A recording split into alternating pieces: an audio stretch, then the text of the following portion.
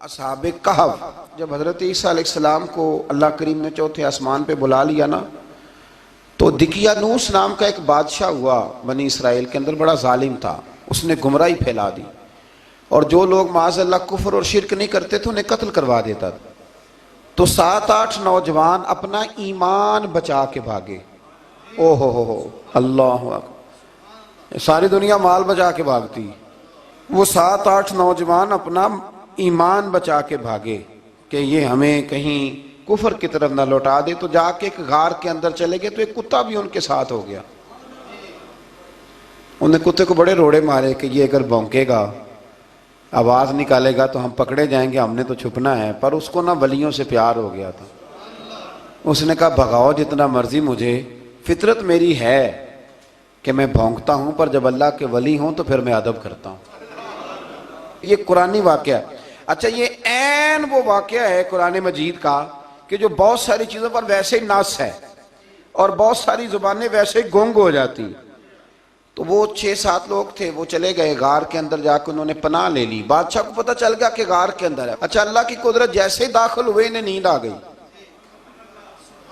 ये सो गए। और कुरान मजीद कहता है, कुरान मजीद के ये लफ्ज हैं कि कुत्ता गार के मुंह पर बाजू फैला के बैठ गया, गोया अपने मालिकों की खिदमत कर रहा है। अब मियाँ साहब की एक बात कर लें दरमियान में। मियाँ साहब फरमाते हैं, जिन्ना तना विच इश्क न रचिया, कुत्ते होना थी चंगे, और चलो मालिक देकर राखी कर दे, साबर भूखे नंगे। ये देखो ना कि इतना तो उनके अंदर भी कमाल है। अपने ना दोनों बाजू फैला के, कुत्ता भी गार पे बैठ गया। इनको नींद आ गई। बादशाह ने पता कराया, कहाँ भाग के गए? तो कहा वो गार के अंदर है। बादशाह कहने लगा कि इनकी सजा ये है कि एक दीवार चुन दो गार के मुंह में, गार कोई बंद कर दो। जिस बंदे की ड्यूटी लगाई ना गार चुनने की, बंदा बड़ा नेक था, इसको दीवार बनाने का जिम्मा दिया। उसने ना दीवार भी बनाई और एक तख्ती पे ना सब के नाम लिखे, और वो तख्ती एक संदूक में रख के वहां बंद कर दी। और उसी तरह की एक तख्ती, उसके नीचे लिखा कि एक तख्ती इनके नामों की ना मैं माले खजाना में भी बंद कर रहा हूं। अल्लाह तबारक व तआला की कुदरत के 300 साल तक सोए रहे। 300 साल के बाद इस तरह हुआ कि हुकूमतें बदल गईं। बैदरूस नाम का एक बादशाह आ गया, वो बड़ा नेक दिल था। उसने हर तरफ हजरत ईसा अलैहिस्सलाम की शरीयत का फिर से नारा बुलंद किया। अब ना कुछ लोग ऐसे थे जो मुनकर हो गए थे कि मरने के बाद दोबारा कैसे उठेंगे। बादशाह एक दिन उजरे में गया, जाके दुआ मांगी, या अल्लाह कोई ऐसी बात दिखा जिससे लोगों का ईमान पक्का हो जाए। इस तरह के भी बादशाह हुआ करते थे। तो रब करीम ने कहा, मैंने तो पहले एक राज छुपा के रखा हुआ है, खोल देते हैं। उसने दुआ मांगी और इधर क्या मामला हुआ, एक चरवाहा बकरियां चराने वाला वहां से गुजरा।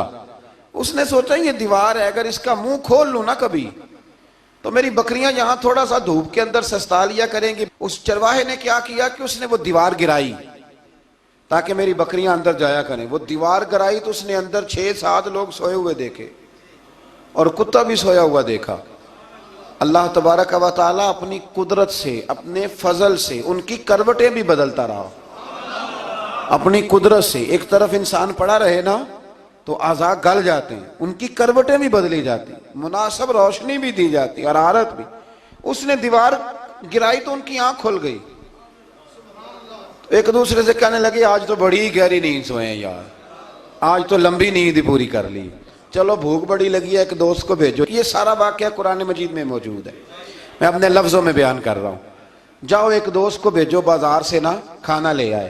पैसे वही 300 साल पुरानी करेंसी। वो जब नान भाई की दुकान पे गया ना सामान लेने, उसको पैसे दिए तो नान भाई ने हाथ पकड़ लिया, कहने लगा, मियाँ तू किधर से आया, ये कौन से पैसे?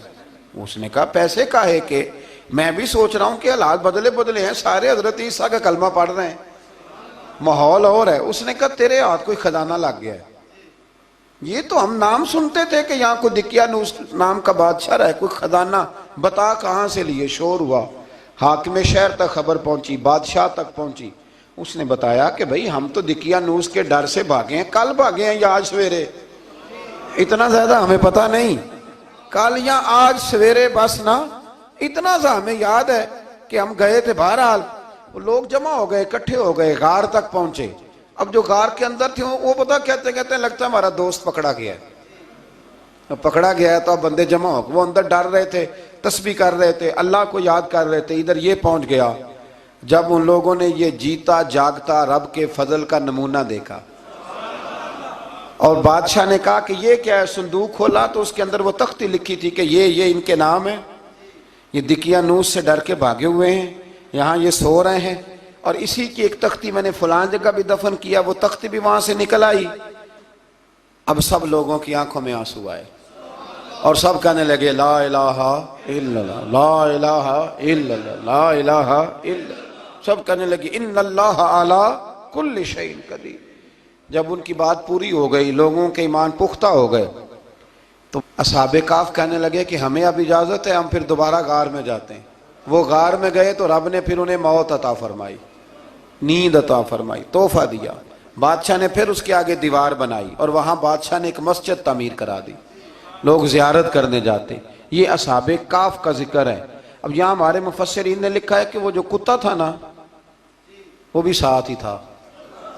अल्लाह कयामत वाले दिन उसे इंसानी, या तो इंसानी शक्ल मिलेगी या जैसे रब का फजल होगा रब करीम उसे भी जन्नत अता फरमाएगा।